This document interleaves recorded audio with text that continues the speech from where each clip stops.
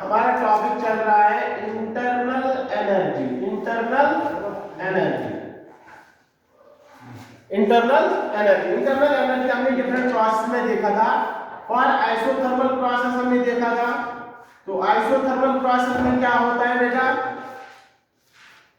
Isothermal process पहले internal energy का relation क्या है? du equals to dq plus dw, या तो ये du equals to dq plus dw, या ऐसे मान लो कि delta u equals to q plus w। ठीक है, आपकी मर्जी है, this is for small change, this is for large change. तो इंटरनल एनर्जी का रिलेशन क्या रहेगा जब आइसोथर्मल प्रोसेस होगा?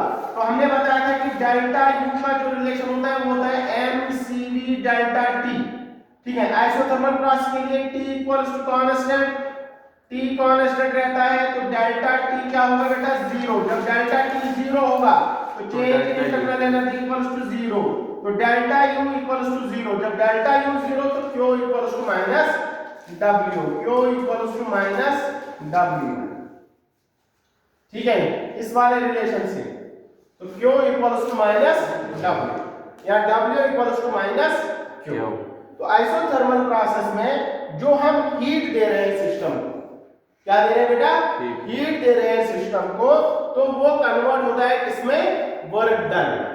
इंटरनल एनर्जी वहां पर कुछ जमा नहीं हो रही। बात आ रही समझ में? जो हम हीट दे रहे हैं सिस्टम को, ठीक है, तो क्या ये पॉसिबल है कि हम सिस्टम को यहाँ से एनर्जी दे रहे हैं और उसमें इंटरनल एनर्जी नहीं बढ़ रही है? पिछली बार हमने बोला था हमारे पास कोई सिस्टम है, ठीक है बेटा, तो अगर हम इस सिस्टम को हीट दे रहे हैं यहाँ से, तो अंदर तो एनर्जी बढ़नी चाहिए ना? Yes sir. अंदर जो एनर्जी है, मॉलिक्यूल्स है, एटम्स है, उनकी एनर्जी तो बढ़नी चाहिए। लेकिन यहाँ पर हम क्या देख रहे हैं? आइसोथर्मल प्रोसेस में क्या है? जो हम यहाँ पर हीट दे रहे हैं वो कन्वर्ट हो रही है वर्क डन में, लेकिन वहां पर इंटरनल एनर्जी 0 है। इंटरनल एनर्जी यहाँ पर क्या है? 0। ऐसा कैसे पॉसिबल है? ठीक है, क्या ऐसा कोई एवरीडे एग्जांपल हम देखते हैं कि हम किसी सिस्टम को हीट कर रहे हैं कि वहां पर इंटरनल एनर्जी नहीं बढ़ रहा है? फॉर एग्जांपल, ठीक है, फॉर एग्जांपल मैं यहाँ पर आइस ले रहा हूं। आइस को हमें कन्वर्ट करना है किसमें बेटा? लिक्विड में। आइस को कन्वर्ट करना है लिक्विड में। तो आइस हमारे पास है, तो आइस को आप हीट दे रहे हैं या खुद ही वो मेल्ट हो रहा है? तो हीट तो लगेगा तभी तो मेल्ट होगा। यहां पर हमारे पास आइस है, ठीक है, तो आइस को आप हीट दे रहे हैं, क्यों? ठीक है, वो कहां पर कन्वर्ट होगा? लिक्विड में। होगा कि नहीं होगा बेटा? लिक्विड में पार्टिकल थोड़ा दूर होते हैं, तो ये लिक्विड हो गया। तो यहां पर जो हमने हीट दे दी, यहां पर जो हमने हीट दे दी, उसने क्या किया? उसने इसके फोर्स ऑफ अट्रैक्शन वीक करी। वो जो यूज हुआ, वो जो यूटिलाइज हुआ, ठीक है, किसमें यूटिलाइज हुआ? इसके फोर्स ऑफ अट्रैक्शन वीक करने में। ठीक है, इसको मेल्ट करने में जो हीट यहां पर थी वो इसको मेल्ट करने में यूटिलाइज हो गई। बाकी जो इंटरनल एनर्जी एटम में थी, वो पहले भी एटम था, बाद में भी एटम है। पहले भी वाटर मॉलिक्यूल था, बाद में भी वाटर मॉलिक्यूल ही है। कोई नया मॉलिक्यूल नहीं बना है या कोई वॉल्यूम में फर्क नहीं आया है। ठीक है, तो यहां पर पहले भी H2O था, बाद में भी H2O ही है। अब यहां पर क्या है? आइस में हमने पहले बोला था, जब हम वाटर वाल फोर्स ऑफ अट्रैक्शन पढ़ रहे थे, तो वहां पर हमने बोला था H2O में, वाटर में क्या होता है? Coordination number. आइस में कोऑर्डिनेशन नंबर क्या होता है? 4 होता है, और यहां पर होता है 2। तो खाली बॉन्ड्स ब्रेक हुए हैं, कोई एनर्जी में चेंज नहीं आया, क्योंकि मॉलिक्यूल पहले भी वही था, मॉलिक्यूल बाद में भी वही है। ठीक है, तो यहां पर जो हीट हमने दे दी वो कन्वर्ट हो गई किसमें बेटा? बॉन्ड फोर्स ऑफ अट्रैक्शन तोड़ने में, ना कि इंटरनल एनर्जी, क्योंकि एनर्जी तो वही है एटम्स की जो पहले थी, बाद में भी वही है। ठीक है, तो इसलिए यहां पर इंटरनल, इसको हम बोलते हैं, जो हम यहां पर हीट दे रहे हैं इसको हम बोलते हैं हीट। इसको क्या, जब आइस कन्वर्ट हो जाए लिक्विड में तो इसको क्या बोलते हैं? फ्यूजन। तो इसको बोलते हैं हीट ऑफ फ्यूजन। क्या बोलते हैं बेटा? Heat of fusion. आगे टर्म आ जाएगा एंथैल्पी ऑफ फ्यूजन। क्या आएगा? Enthalpy of fusion. खैर अभी हमने एंथैल्पी नहीं पढ़ा है, तो this is called the heat of fusion. में यहाँ पर हीट देगी, ठीक है, वो इसके बॉन्ड्स जो आपस में बॉन्ड्स थे वो वीक करने में यूटिलाइज हो गए, ठीक है। बाकी टेम्परेचर यहाँ पर पहले भी 0 डिग्री सेल्सियस था और बाद में भी यहाँ पर 0 डिग्री सेल्सियस ही है। हाँ बिल्कुल, काइनेटिक एनर्जी तो बढ़ेगी। काइनेटिक देखो यहाँ पर जो था, मतलब यहाँ पर इनकी मोशन आपको लग रहा है कि मोशन बढ़ गई, ठीक है, लेकिन यहाँ पर जो टोटल काइनेटिक एनर्जी होगी, क्योंकि यहाँ पर दूसरे फोर्सेस भी होंगे, जो हमने यहाँ पर हीट दे दी, यहाँ पर जो फोर्स ऑफ अट्रैक्शन इनमें स्ट्रॉन्ग था, कितना स्ट्रॉन्ग था, ठीक है, पहले सॉलिड्स में फोर्स क्या था, बहुत ज्यादा स्ट्रॉन्ग था, तो वो फोर्स जो यहाँ पर एनर्जी इनके बीच में लॉस हो गई, वो काइनेटिक टोटल एनर्जी तो कंजर्व ही रहेगी, वो यहाँ पर कन्वर्ट किसमें हो गई, काइनेटिक एनर्जी में।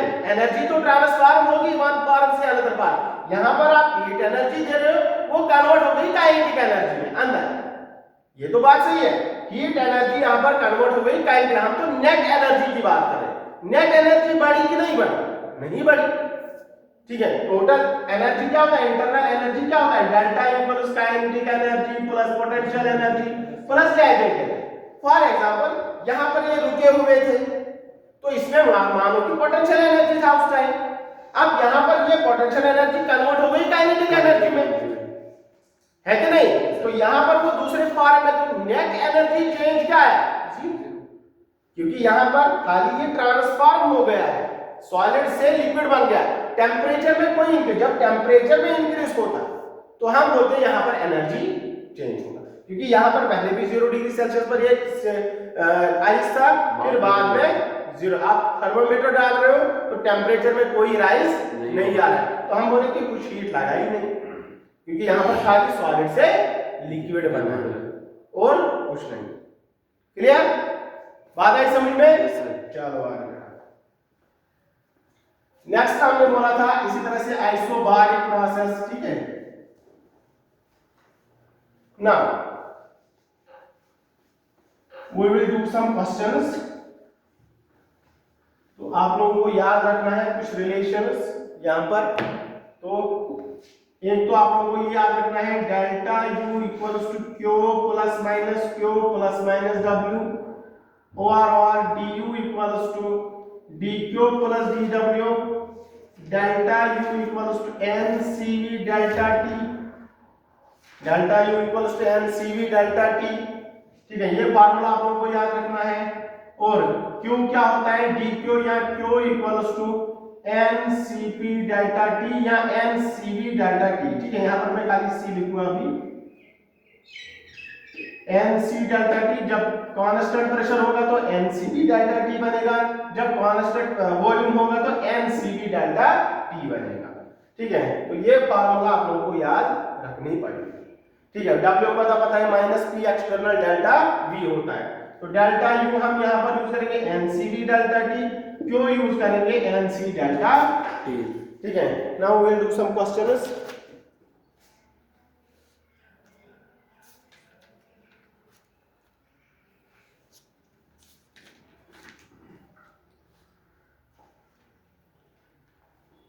चलो क्वेश्चन लिखें,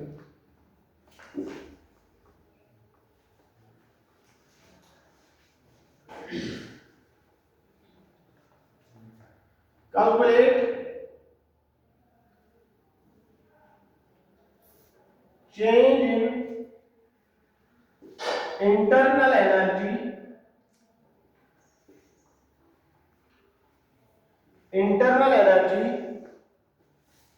if 500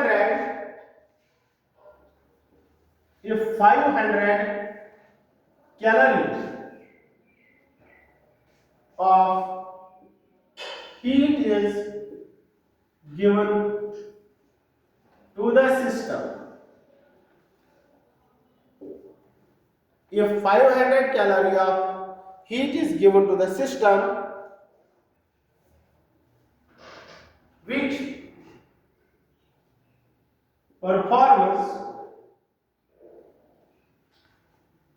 performs 350 calorie of work,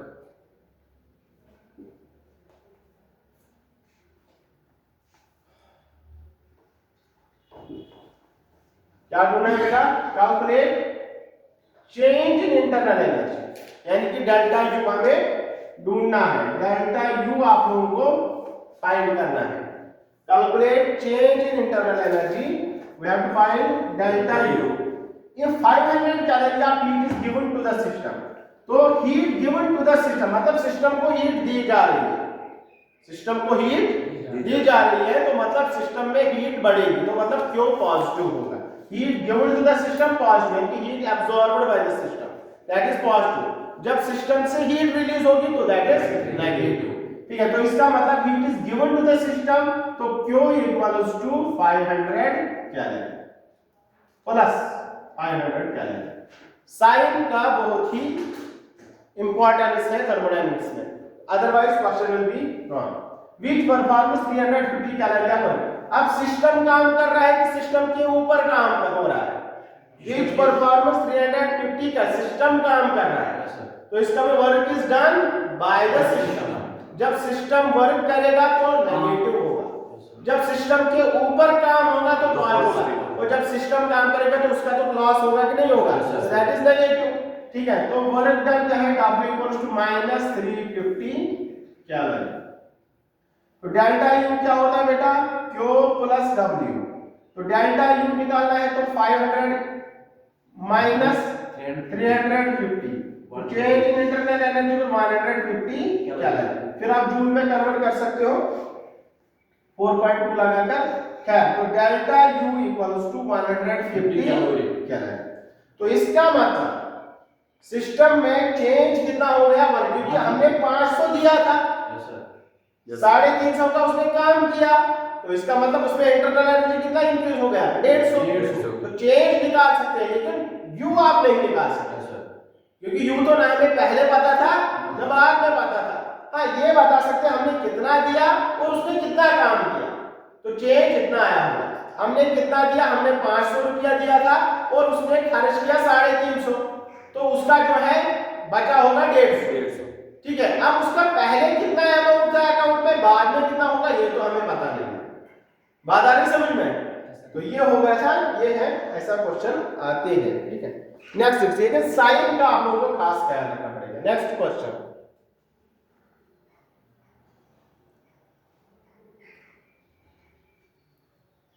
next question बेटा इसको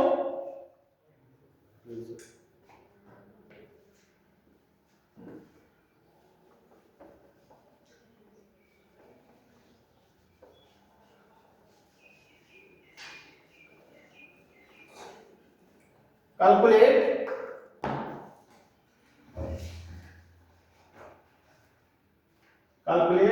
फर्स्ट Q, दूसरा W and delta U, third one W। if 0.5 mole of O2 is heated, if 0.5 mole of O2 is heated from 25 degrees Celsius, from 25 degrees Celsius to 125 degrees Celsius at constant pressure, that is isobaric process, at constant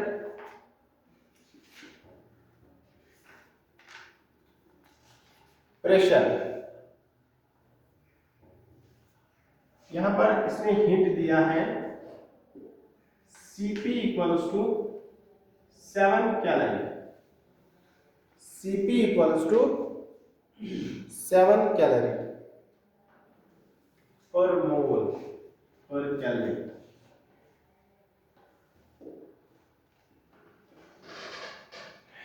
hint दिया है Cp equals to 7 calorie per mole पर calorie. चलो देखते हैं,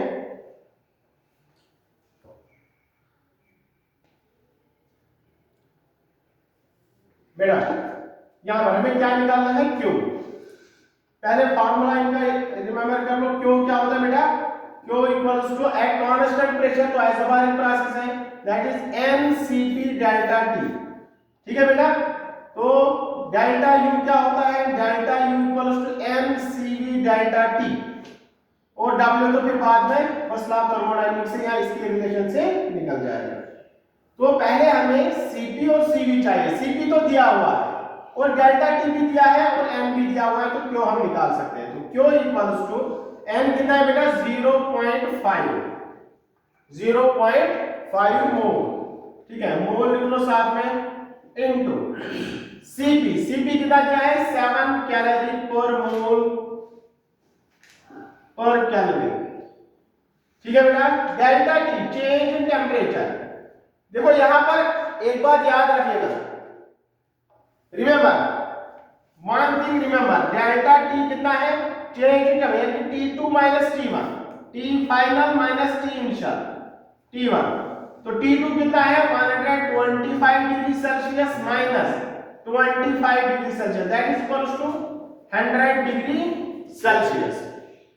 यहां पर मैं important point बताने जा रहा हूं, देखो यहां पर जो इसने यूनिट्स दे दी है केल्विन में दिया है कि नहीं, केल्विन में दिया है, तो यहां पर हमें कन्वर्ट करना था इसको केल्विन में पहले, लेकिन जब चेंज इन टेम्परेचर होगा, जब आप चेंज इन टेम्परेचर लिखो तो केल्विन लिखने की जरूरत नहीं है, तो आप यहां से ही निकाल, क्योंकि वो भी यही आएगा। फॉर एग्जांपल अगर मैं इसको केल्विन में कन्वर्ट कर दूं तो 125 डिग्री सेल्सियस कितना होगा 125 प्लस 273 केल्विन, तो that is equals to 538 729 213 398 kelvin.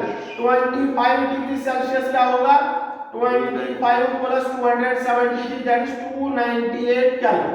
तो अब अगर हम T2 माइनस T1 करेंगे, यहाँ पर this is T2 this is T1, तो T2 माइनस T1 क्या होगा 398 minus 298 that is equal to 100 kelvin.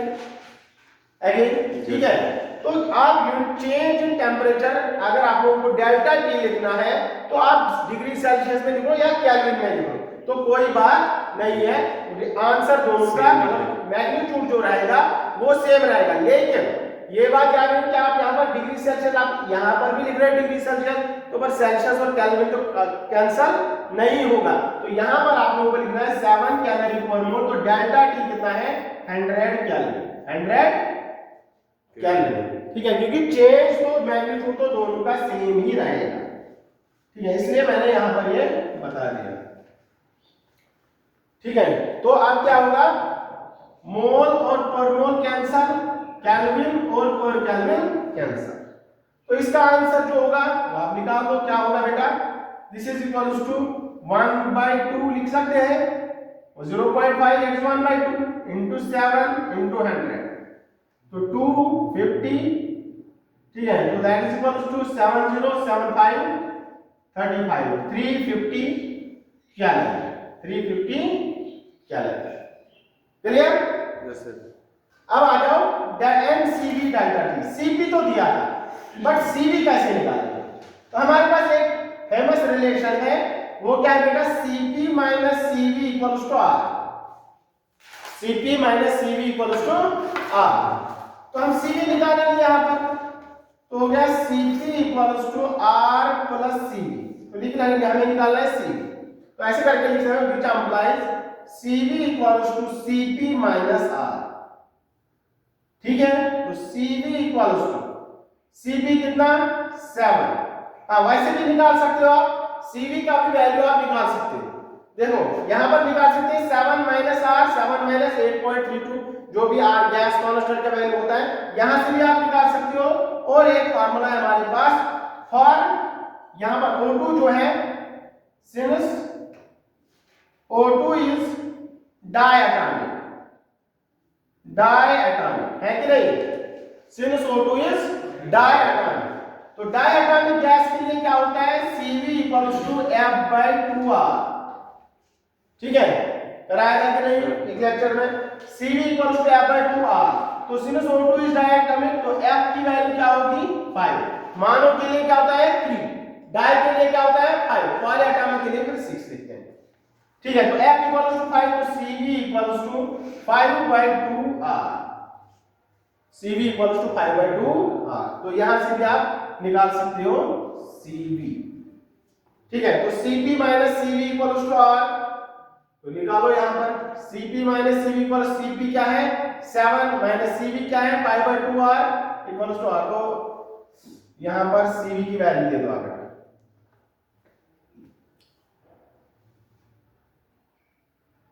ठीक है। गलत तो नहीं हुआ किसी जगह?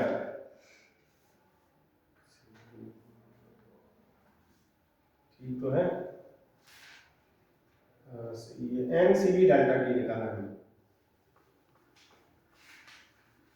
चलो, तो delta you equals to N, N कितना है 0.5, सी वी कितना है 5 बाय 2 आर, डेल्टा टी कितना हो गया 100, ठीक है, केल्विन। तो delta you equals to 0.5 into 5 by 2, इसको 1 बाय 2 लिख लो या ऐसे ही रख लो, into 8.314 joule per kelvin per mole, gas constant की वैल्यू इंटू 100, ठीक है। तो ये हो गया delta you equals to 1 by 2 into 5 by 2 into 8.31 into 100, ठीक है। तो जूल को आपको कैलोरी में कन्वर्ट करना पड़ेगा, क्योंकि हम हीट ले रहे थे, तो यहां पर लिखो, फिर हम इसको डेल्टा यू को कन्वर्ट करेंगे कैलोरी में। तो यहां पर हो गया 250, ये हो गया 248.15, तो delta you equals to 5 4 20 20 into 5 कितना हो गया 100, 20 इंटू 5000, 50 है ना, 5 4 20 20 0 20 25 हो गया 100, तो ये हो गया 1000 जूल, 1000 जूल। तो 1 जूल कितना होता है 4.8 कैलोरी, यही होता है नहीं, 1 कैलोरी इक्वल्स टू 4.2 जूल आ गया, 1 कैलोरी इक्वल्स टू 4.2 जूल, ठीक है। तो 1 joule equals to 4.1 divided by 4.2 calorie, तो यहां पर हो गया delta you equals to 1000 into 1 divided by 4.2 calorie. तो इसको 4 मान लो, तो 4 to 8 24 by 20, तो हो गया delta you equals to 250 calorie, delta you equals to 250 calorie. Clear बेटा? Yes. Is there any confusion?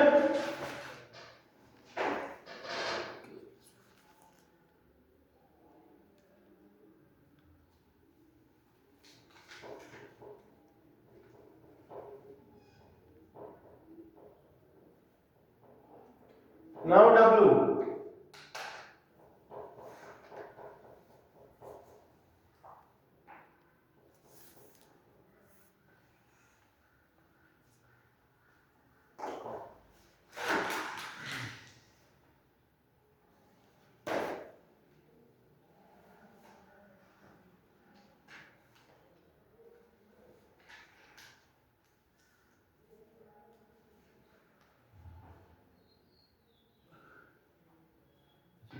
Sir, 1037. 1037 कौन सा? हाई 420 into 50 होगा ना 1000।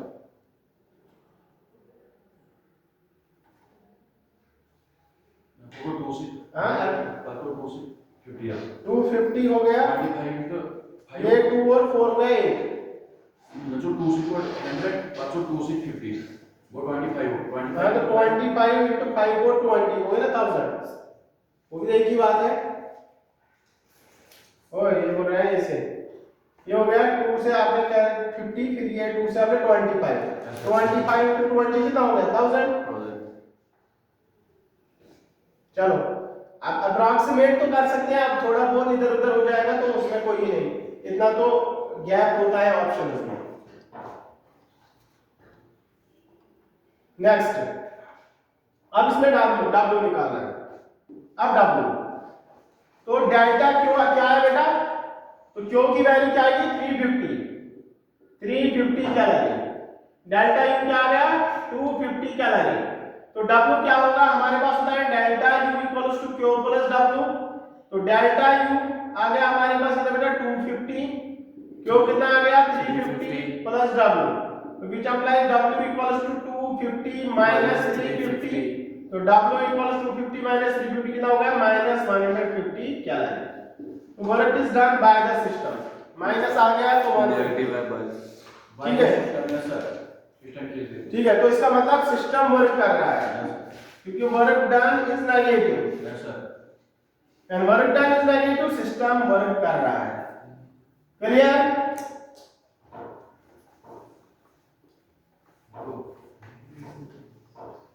Next question,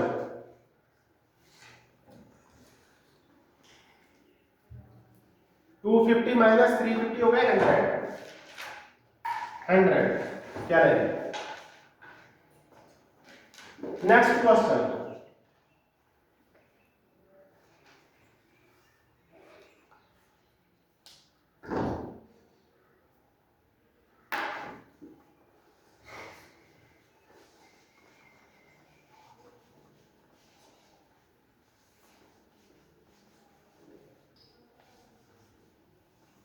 calculate heat exchange and work done.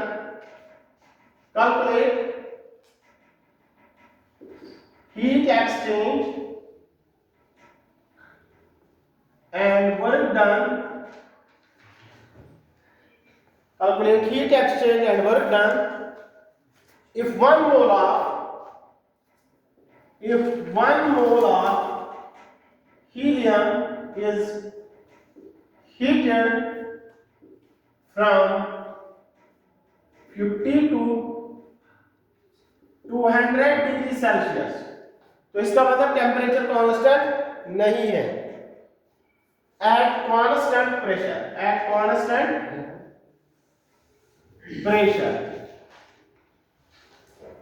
तो आइसोबारिक प्रोसेस है एट कांस्टेंट प्रेशर।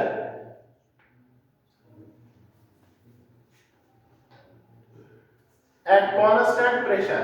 तो आप फिर कांस्टेंट वॉल्यूम पर भी निकाल सकते हो, ठीक है।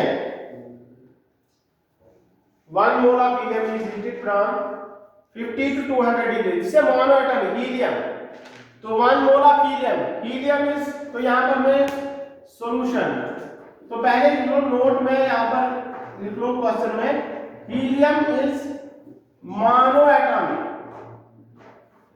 Helium is mono atomic. तो मोनो एटॉमिक के लिए क्या होता है Cv equals to F/2R, that is equals to 3/2R, ठीक है, क्योंकि F होता है for helium is mono atomic, F equals to 3, ठीक है। तो Cv equals to F/2R equals to 3/2R, ठीक है बेटा। चलो, तो हमें निकालना है हीट एक्सचेंज। पहले हीट एक्सचेंज मतलब क्यू क्या होता है, N कांस्टेंट प्रेशर है तो NCP delta T, NCP delta T। तो Cv इक्वल्स टू 3/2R, तो Cp minus Cv equals to R, तो Cp equals to R plus Cv, तो Cp equals to R plus Cv कितना हो गया 3/2R, तो Cp equals to 2R plus 3R हो गया 5/2R, ठीक है।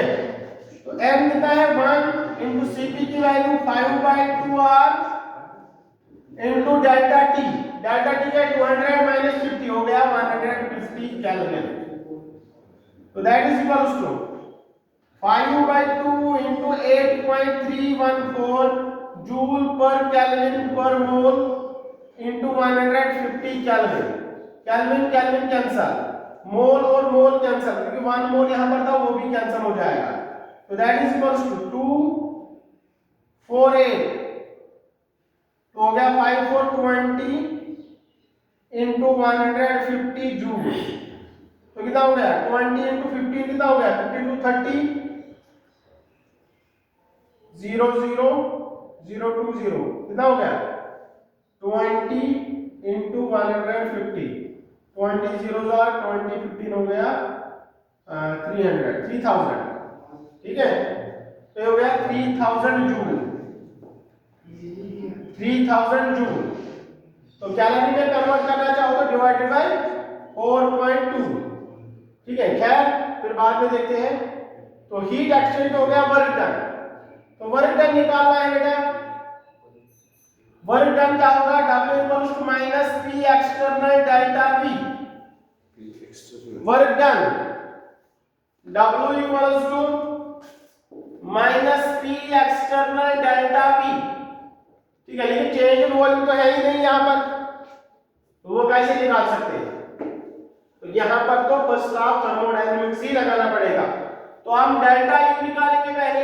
Delta U equals to NCV delta T, क्योंकि हमारे पास delta U equals to Q plus W। तो हीट एक्सचेंज हमें मिल गया, तो वर्क डन हम निकालेंगे। हम डेल्टा U निकालेंगे तो वर्क डन यहां से निकल जाएगा। तो delta U equals to N कितना है 1 इनटू CV कितना है 3/2R इनटू डेल्टा T है 100 150, ठीक है। तो डेल्टा U इक्वल्स टू ये हो गया 275। तो 3 इंटू 7 यहां पर हो गया 3 इंटू 8.314 इंटू 75, तो ये हो गया।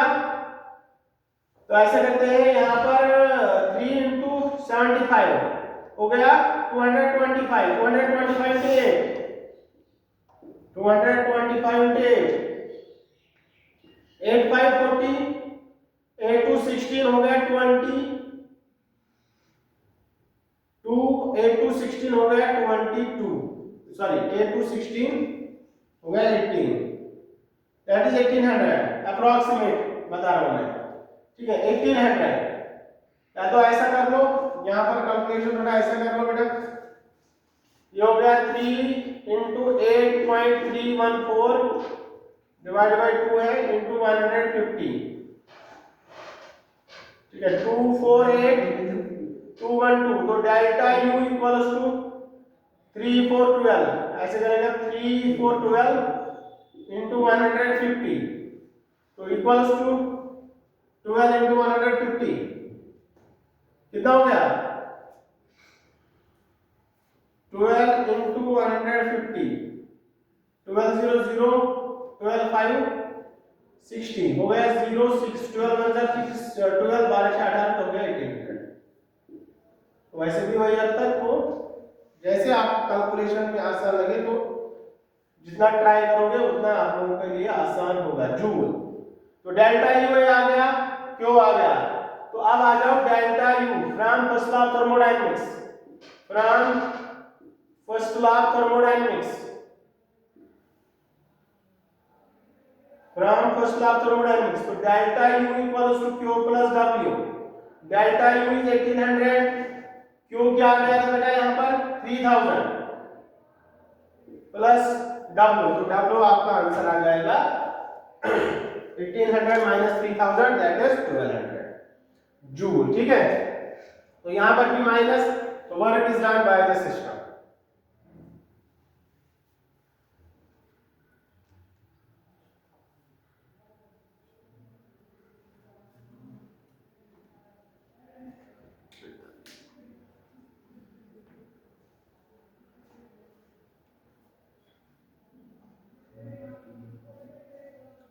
अब देखो बेटा, अगर यही क्वेश्चन सेम